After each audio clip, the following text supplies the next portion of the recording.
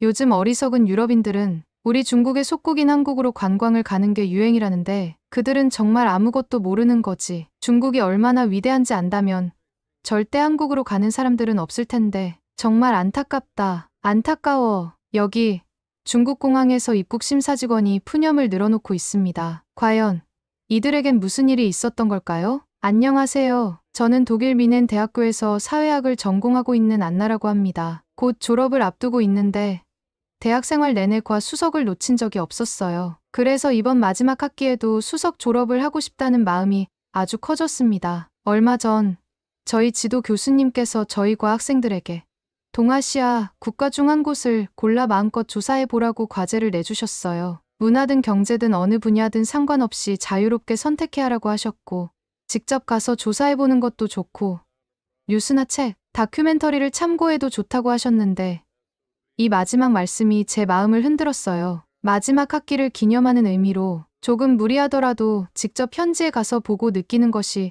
더욱 값진 경험이 될 거라 생각했습니다. 처음에 교수님 말씀을 들었을 때 저는 망설임 없이 중국이 떠올랐어요. 동아시아에서 가장 크고 또 세계 무대에서도 중요한 영향력을 가진 나라잖아요. 중국이라는 거대한 나라를 직접 보고 그 문화나 경제 발전상을 생생하게 느낄 수 있으면 제 리포트가 훨씬 풍부해질 거라 믿었습니다. 하지만 제 주변 친구들의 반응은 조금 달랐습니다. 많은 친구들이 이번 방학에 다 함께 한국에 가서 과제도 하고 여행도 하자라고 들뜬 목소리로 말했어요. 알고 보니 한국에 관심이 많은 친구들이 많았고 이미 여행 계획을 세운 친구들도 여럿이었습니다. 그 덕에 한국으로 가는 학생이 절반 이상이었어요. 혼자서 중국으로 떠나게 되는 건가 고민하던 그때 제 몽골인 친구 에르덴이 자기는 방학에 본가가 있는 몽골로 돌아가야 하는데 그 전에 중국의 상하이나 베이징에 잠깐 들러 사진만 몇 장 찍고 갈 계획이라고 이야기했어요. 저는 그 말을 듣고 바로 에르덴에게 나도 이번에 중국에 갈 예정인데 우리 같이 다니는 건 어때? 하고 물어봤습니다. 사실 혼자서 중국을 돌아다니는 것보다는 현지 사정도 조금 더 아는 친구와 함께하는 게 안전하고 여러 면에서 좋을 것 같았어요. 에르덴은 흔쾌히 동의했습니다. 그러면 우리 둘이 같이 베이징이나 상하이를 먼저 둘러보고 나는 몽골로 넘어가면 되고 너는 내가 조사하고 싶은 도시나 지역을 더 구경해도 되잖아. 하고 말해줬어요. 이야기가 이렇게 정해진 뒤부터 저는 바로 중국 여행 계획을 짜기 시작했습니다. 우선 제 리포트 주제를 좀 더 구체화해야 할 것 같았어요. 사실 제가 중국을 선택하게 된 데는 또 다른 이유가 있어요. 예전에 도서관에서 우연히 중국 역사 관련 책을 한 권 보았는데 거기에 이런 이야기가 적혀 있었습니다. 세계 4대 문명의 발상지 중 하나로서 인류가 탄생한 이래 세계사에서 중국이 영향을 미치지 않은 곳은 없고 중국은 아시아에서 가장 발전된 나라이자 최첨단 기술로 무장되어 있으며 언어문화 음식 예술운동 등 다방면에서 서양과 견줄 만큼 뛰어난 나라다. 저는 이 부분이 매우 인상 깊었어요. 이렇게 대단한 나라라면 졸업을 앞둔 사회학도 입장에서 연구할 요소도 정말 많을 텐데 하는 생각을 했습니다. 그런데 그 책에는 한국에 대한 이야기도 잠깐 언급되어 있었어요. 책에서는 한국을 중국의 모든 것을 따라하고 베끼는데 급급한 국가라 묘사하면서 역사적으로 보더라도 결국 중국의 속국에 불과했다고 쓰여 있었습니다. 당시 그 문장을 읽으면서 그렇다면 한국에 가는 친구들은 대체 무엇을 조사하러 간다는 걸까? 그런 나라에 조사할 거리가 있긴 한 걸까? 하고 어쩐지 좀 한심하게 봤어요. 제 시선에서는 중국이라는 거대하고 영향력 있는 나라가 바로 옆에 있는데 왜 굳이 한국에 가서 시간을 보내지? 하는 마음이 들었던 거예요. 이 얘기를 몽골 친구 에르덴에게도 말했어요. 내가 읽은 책에 따르면 한국은 정말 별거 없고 역사적으로도 결국 중국에 예속된 나라였다고 하더라. 그런 곳에 굳이 조사하러 갈 필요가 있을지 모르겠어. 하고 솔직하게 제 생각을 털어놓았습니다. 에르덴은 제 말을 가만히 듣다가 조용히 고개를 끄덕이더니 이렇게 말했어요. 안나, 네가 본 책 내용이 전부는 아닐 거야. 직접 중국에 가보면 아마 좀 놀랄 수도 있을 거야. 그러면서 에르덴이 제게 뉴스 기사를 몇 가지 찾아 보여주었습니다. 내용을 살펴보니 몽골과 중국 사이에 예전부터 여러 갈등이 있었고 그 문제에는 한국이 매우 관련되어 있었어요. 이를테면 문화유산이나 역사 관련 이슈 때문에 서로 민감해지는 일도 있고 무역 분쟁이나 영토 문제처럼 민족 감정이 격화될 만한 소지가 여러 곳에서 불거지는 상황이라는 거였어요. 에르덴은 중국이 빠르게 발전했고 세계에 큰 영향을 끼치고 있는 건 사실이지만 그렇다고 주변 나라 모두가 중국을 우호적으로만 보진 않아. 아시아 안에서도 중국에 대해 미운 털이 박혀 있는 사람들이 많을 수 있거든. 하고 설명해줬습니다. 그 뒤 에르덴은 몽골이 중국과 겪고 있는 더 구체적인 갈등 사례를 들려주었어요. 몽골에는 사실 엄청난 천연 자원이 있다고 하더라고요. 금, 구리, 석탄, 희토류 같은 자원들이 특히 풍부하고 몽골 남부 지역의 타반 톨고이는 세계 최대급 석탄 매장지 중 하나이고 오유 톨고이 광산은 구리와 금을 대량으로 생산해내는 곳으로 유명하죠. 문제는 몽골이 내륙 국가여서 이 자원들을 제대로 수출하기가 쉽지 않다는 거였어요. 항구가 없으니 해상 운송이 불가능하고 철도나 육로 수송로도 중국을 통과해야만 하니 중국이 막아버리면 몽골은 다른 선택지가 없다는 겁니다. 그래서 결국 몽골이 가진 자원을 중국으로 헐값에 넘기다시피 할 수밖에 없는 상황이 반복되고 있다고 에르덴이 울분을 터뜨렸어요. 사실 몽골이 이런 자원들만 제대로 활용할 수 있어도 훨씬 잘 살 텐데 중국이 거의 도둑질하다시피 몽골 자원을 가져가는 셈이야. 게다가 몽골에서 가공을 해보려고 해도 수출길이 막혀 있으니 기술 투자도 무용지물이 되고 결국은 중국에게 헐값에 넘기는 악순환이 이어지고 있어. 에르덴은 이렇게 말하면서 정말 속상해했어요. 또 몽골이 직접 자원을 가공하려고 한국에서 기술팀을 불러오는 시도를 해봤는데 수출 통로가 중국을 지나야 하니 결국 이익을 보기도 전에 벽에 부딪혔다고 합니다. 아무리 좋은 기술이 있어도 시장에 내보낼 길이 막혀 있으니까 답답할 수밖에 없지. 에르덴은 이런 상황을 두고 중국이 모든 노선을 꽉 잡고 있어서 울며 겨자 먹기로 헐값에 자원을 팔 수밖에 없다고 거듭 강조했습니다. 에르덴은 또 다른 이야기도 덧붙였어요. 우리 몽골에는 한국 기업들이 많이 들어와 있어. 마트나 편의점, 식당 등 한국에 엄청난 자본들이 들어왔어. 관광으로 오는 한국인들도 생각보다 많아서 어쩔 때는 이곳이 몽골인지 한국인지 헷갈려하는 사람들도 있을 정도야. 몽골인들은 한국의 음식, 옷, 전자제품을 정말 좋아하거든. 그러면서 에르덴은 자신도 사실 한국에 대해 더 알고 싶고 직접 한번 가서 조사해 보고 싶은 마음이 있다고 말했어요. 근데 이번 방학에는 집에 돌아가야 해서 시간이 너무 빠듯해. 상하이든 베이징이든 잠깐 들러서 사진만 찍고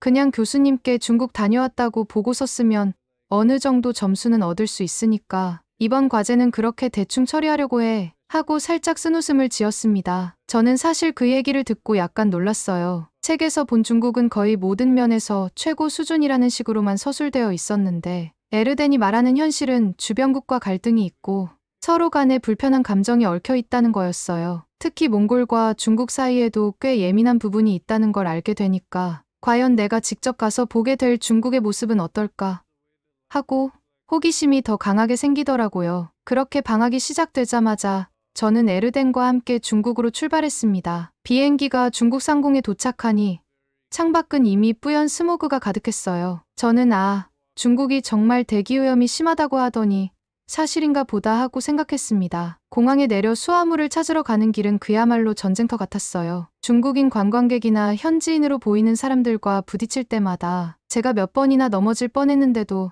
아무도 미안합니다라든지 사과 한마디 없이 그냥 지나가더라고요. 워낙 많은 인파가 몰려 있었으니 일부러 그런 건 아닐 수도 있겠지만 첫인상이 좋지 않은 건 사실이었어요. 겨우 짐 찾는 곳에 도착했는데 제 캐리어 바퀴가 부서져 있었습니다. 처음에는 제 눈을 의심했지만 분명 출발 전에는 멀쩡했거든요. 항의하고 싶었지만 이미 사람도 너무 많고 소란스럽기도 해서 어찌할 도리가 없었어요. 에르덴도 지금은 그냥 넘어가자 하고 저를 말렸습니다. 그렇게 간신히 입국 심사대로 향했는데 심사대에서부터 또 난관이 시작됐습니다. 입국 심사 직원이 왜 중국에 왔느냐? 독일에서는 무슨 학교를 다니느냐? 부모님 직업은 무엇이냐?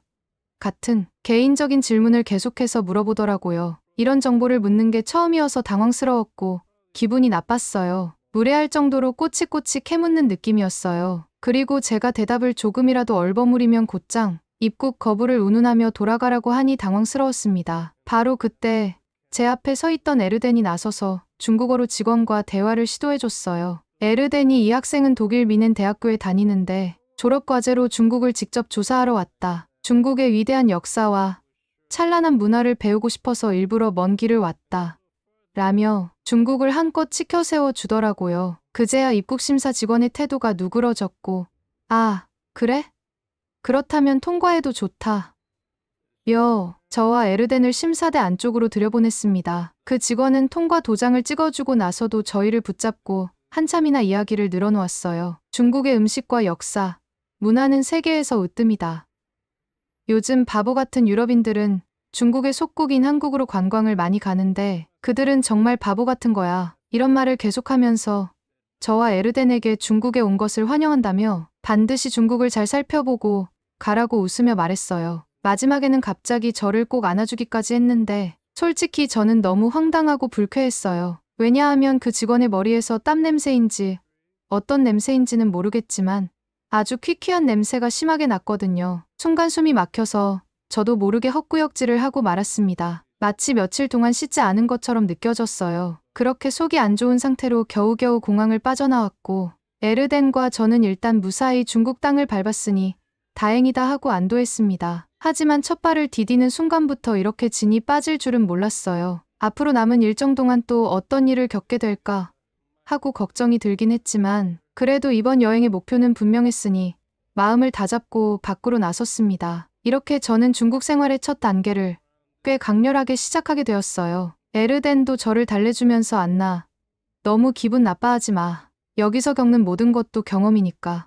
이 포트 쓸 때 많이 써먹을 수 있잖아. 하고 웃어줬습니다. 저도 곧장 웃음을 되찾으려 노력하며 그래, 어떻게든 이 경험을 통해 좋은 결과물을 만들어내야지 라는 생각으로 그날의 피곤함을 털어내고 숙소로 향했습니다. 숙소에 도착하자마자 저는 앞으로 일주일 동안 둘러볼 중국의 역사 박물관들과 유명 관광지들을 체크했습니다. 이왕 온 김에 최대한 많은 곳을 돌아보며 자료를 수집하자고 마음먹었거든요. 그렇게 다음 날부터 저는 계획대로 중국의 대표적인 역사 박물관들부터 찾아가 보기로 했어요. 중국의 위대한 역사와 문화를 직접 확인하자라는 기대도 있었고 리포트에 활용할 만한 자료나 전시물을 보고 싶어서 열심히 발로 뛰었죠. 그런데 그곳에 도착해 전시물을 하나씩 살펴보니 정말 충격적이었습니다. 독일과 유럽의 역사와 관련된 굵직한 사건들을 소개하는 섹션이 꽤 크게 마련되어 있었는데 하지만 거기에 달린 설명들이 도무지 이해하기 어려울 정도로 왜곡되어 있었어요. 정말 충격적이었어요. 유럽의 중요한 역사적 분쟁이나 위기가 있을 때마다 중국이 개입하여 해결해 왔다라는 식으로 유럽사 전반에 걸쳐 중국의 공이 있었다고 주장하는 내용이 적혀 있는 거예요. 신성 로마 제국이 존속할 수 있었던 주요 요인은 중국 황실과의 문화경제 교류 덕분이다. 중국이 지속적으로 비단과 도자기, 각종 기술을 전해줬기에 신성 로마 제국이 주변 세력으로부터 위협을 받지 않고 제국의 권위를 유지할 수 있었다. 또 나폴레옹이 한때 유럽 전역을 제패할 뻔했지만 청나라가 비공식적으로 유럽 각국의 군사 물자를 지원하고 외교 루트를 열어줌으로써 결국 나폴레옹이 몰락하도록 도왔다. 이 때문에 유럽 국가들은 청나라 황제를 평화의 조정자라 부르며 감사했다. 그리고 영국과 러시아, 프로이센, 오스트리아 등의 유럽 동맹군이 나폴레옹을 상대로 벌인 전쟁에 중국 청나라가 군사 물자 지원 등으로 결정적 역할을 했다는 사료는 전무하며 유럽 지역 전쟁에 청나라가 직접 관여했다는 주장은 허무맹랑한 역사 왜곡이었습니다. 그리고 1차 세계대전의 막바지에 중국이 연합국 측에 막대한 경제적 지원을 했기에 독일 제국이 맥없이 무너졌다. 만약 중국이 없었다면 전쟁은 훨씬 오래 지속되었을 것이다. 이 외에도 르네상스나 산업혁명, 심지어 2차 세계대전 이후의 재건 과정까지 유럽이 발전하고 번영을 누릴 수 있었던 배경에 전부 중국이 있었다고 주장하는 패널이나 영상 자료를 여러 곳에서 볼 수 있었습니다. 처음에는 이건 단순히 어떤 애국심 마케팅이나 자국 문화 위상을 강조하려고 살짝 미화한 거겠지 하고 생각했는데 정말 심각한 수준으로 역사를 왜곡하고 있더라고요. 독일이든 유럽의 다른 나라든 모든 굵직한 사건마다 중국이 관여했다는 식으로 전시물을 만들어 놓으니 보는 내내 황당하고 말도 안 된다는 생각이 들었습니다. 오히려 저는 이건 중국인을 우롱하는 것이나 마찬가지다라는 생각까지 들었어요. 왜냐하면 이런 왜곡된 자료를 계속 접한 중국인들은 진짜 세계사에서 중국이 그렇게 주요 역할을 했다고 믿게 될 수도 있잖아요. 그리고 이를 기획한 사람들이라면 적어도 실제 국제사회나 역사학계의 시각과 얼마나 괴리가 있는지를 알고 있을 텐데 일부러 자국민을 속이는 것이나 다름없다고 봤거든요. 일단 저는 이 황당한 전시물들을 사진으로 찍어두고 설명문 번역본도 메모해 두었습니다. 이건 내 리포트에도 분명히 작성해야겠다. 중국 국내에서 어떤 식으로 자국 역사를 홍보하는지를 보여주는 사례로 충분하겠다. 하고 마음먹었죠. 혹시나 해서 주변 중국인 관람객 몇몇에게 이 내용이 사실이라고 생각하느냐고 물어봤지만 대부분 역시 우리 중국은 대단하다. 중국은 앞으로 세계를 점령할 것이다. 라는 식으로 답하더라고요. 도저히 참을 수가 없었어요. 전시 내용을 보고 충격을 받은 것도 그렇지만 이런 역사를 전 세계 사람들 앞에 자랑스럽게 내놓고 있다니 말도 안 된다며 불쑥 화가 치밀어 올랐습니다. 그래서 박물관 관계자를 찾아가 따져 물었어요. 지금 이 박물관은 중국에서도 꽤 유명하다고 들었는데 이렇게 역사 왜곡을 하면 안 되지 않느냐 하고요. 제 목소리가 조금은 떨렸지만 그래도 꾹 참고 따져 말했어요. 물론 어느 국가든 자기 역사를 미화하고 싶어 하는 마음은 있을 수 있어요. 하지만 아예 있지도 않은 일을 마치 사실인 양 전시하다니 이건 정말 너무하지 않나요? 유럽 쪽 역사 기록 어디에도 나와 있지 않은 허무맹랑한 걸 왜 이렇게 버젓이 전시하죠? 부끄럽지도 않으세요? 제 질문을 받은 박물관 직원은 저를 빤히 쳐다보다가 대꾸도 제대로 하지 않은 채 근처에 있던 박물관 보안 직원들을 부르더니 제 카메라와 노트북을 순식간에 빼앗아 갔어요. 저는 무슨 짓이냐 하고 소리쳤지만 그들은 제 스마트폰까지 뺏어서 안에 들어있던 사진과 영상들을 모두 삭제해버렸습니다. 심지어 메모해둔 노트 파일까지 열어보고 모두 없애버리더라고요. 제가 놀라서 우물쭈물하고 있는 사이 그들은 너는 지금부터 중국에 있을 수 없다. 당장 공항으로 갈 준비를 해라. 라며 저를 호되게 몰아세웠어요. 어쩔 수 없이 보안 직원들에게 끌려 박물관을 나왔습니다. 그들은 저를 그대로 공항까지 태워다 주더니 출국 수속을 밟으라고 강요했어요. 저는 너무 무서웠고 동시에 억울한 마음에 눈물이 핑 돌았습니다. 여기까지 고생해서 왔는데 단순히 전시 내용이 거짓이라 지적한 것만으로 이렇게 내쫓는다고? 머릿속이 하얗게 변했고 당장 어떻게 해야 할지 모르겠더라고요. 그 순간 문득 떠오른 사람이 에르덴이었어요. 서둘러 핸드폰을 확인해 보니 다행히 전화 기능은 아직 살아 있었거든요.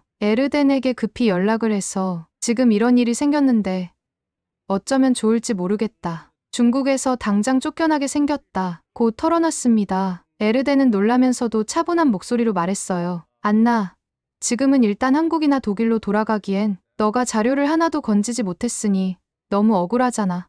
우리 집으로 와. 몽골로 가서 좀 쉬면서 상황을 정리해보자. 내가 집에서 편히 지낼 수 있게 해줄게. 사실 저도 당장 독일로 돌아가기엔 남은 과제며 또 시간을 허비하고 온 게 너무 아깝다고 느꼈어요. 괜히 중국에 왔다가 사진이며 자료며 전부 잃어버린 채로 빈손으로 돌아가면 너무 허무할 것 같았고요. 결국 에르덴의 제안을 받아들이기로 했습니다. 보안 직원들에게 이 사실을 설명했더니 몽골로 간다면 상관없다. 빨리 떠나라. 라는 말이 돌아왔어요. 저는 지친 몸을 곧바로 몽골로 향했습니다. 몽골에 도착하자마자 저는 정말 깜짝 놀랐습니다. 분명 에르덴이 말하길 몽골은 아직 유목 생활을 하는 사람들이 많고 내륙지방이라 발전 속도가 느리다라고 했었거든요. 그런데 제가 본 울란바토르 시내는 기대와 완전히 달랐어요. 고층 건물들이 즐비해 있고 곳곳에 화려한 간판과 다양한 식당들이 보였어요. 이건 분명 에르덴이 말했던 한국을 그대로 옮겨놓은 것 같다는 그 모습이구나 싶었습니다. 특히 울란바토르 주요 거리에 들어서니 낯익은 한국 기업의 간판들이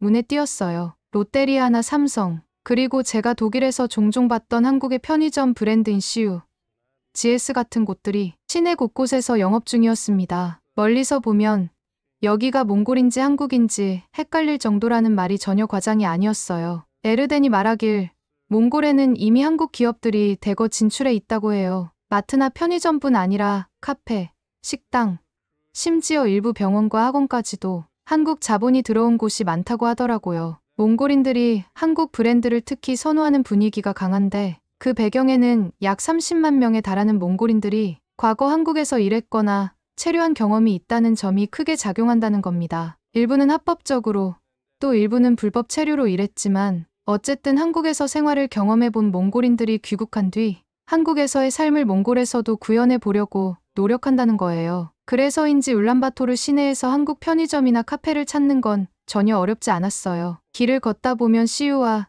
지의 편의점 간판이 자주 보이는데 특히 젊은 층 사이에서는 그런 한국식 편의점이 힙한 핫플레이스가 된다고 했어요. 한국 드라마나 예능, 케이팝을 보고 동경했던 문화 요소들이 실제 울란바토르에서도 쉽게 접할 수 있으니 많은 몽골 젊은이들이 작은 한국을 경험하고 싶어하는 분위기랄까요. 그렇게 에르덴과 만나기로 한 약속 장소에 도착했을 때 저는 중국에서 겪은 일 탓인지 연기운이 없었어요. 그걸 눈치챈 에르덴이 일단 밥부터 먹자며 한식을 먹으러 가자고 제안을 했죠. 저는 아무리 한국 식당이 많아도 여긴 몽골인데 몽골 음식부터 맛봐야 하는 거 아니야?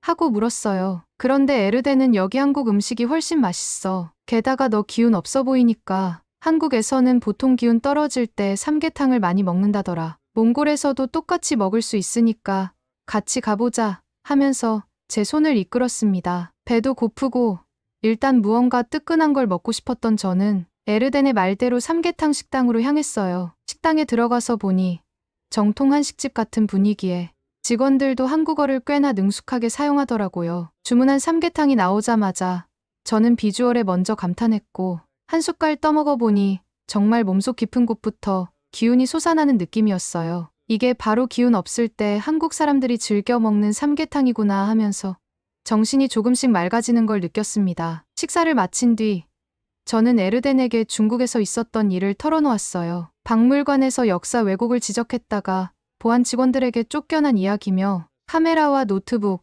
핸드폰 사진까지 전부 빼앗긴 일에 대해 설명하니 에르덴도 듣다 못해 해도 너무하네 이래서 몽골 사람들이 중국을 싫어하는 거야 하고 한숨을 쉬었어요. 마침내 에르덴은 그동안 아껴왔던 이야기를 꺼내더라고요. 우리 몽골은 지리적으로 참 답답한 나라야. 바다가 없어서 결국 인접국 땅을 통과해야 하잖아. 러시아나 중국이 협조해주지 않으면 수출길이 막혀버리는 구조야. 한국 노선도 마찬가지야. 멀리 날아가려면 러시아나 중국 영공을 통과해야 해서 이들이 마음만 먹으면 운항 경로를 제한해 버릴 수도 있어. 이런 지리적 제약 때문에 글로벌 기업들의 투자도 활발하지 않고 국내 제조업이나 소비 시장도 크게 발달하지 못했어. 사실 몽골은 구리나 석탄, 희토류 같은 풍부한 자원이 있어서 세계 10대 자원 부국으로 꼽히기도 하는데 광물 가격이 들쑥날쑥하다 보니 경제가 늘 불안정하게 흔들려. 게다가 자원을 수출할 때 거의 전부 중국 쪽으로 나가게 되는데 중국이 운송 경로를 장악하고 있으니까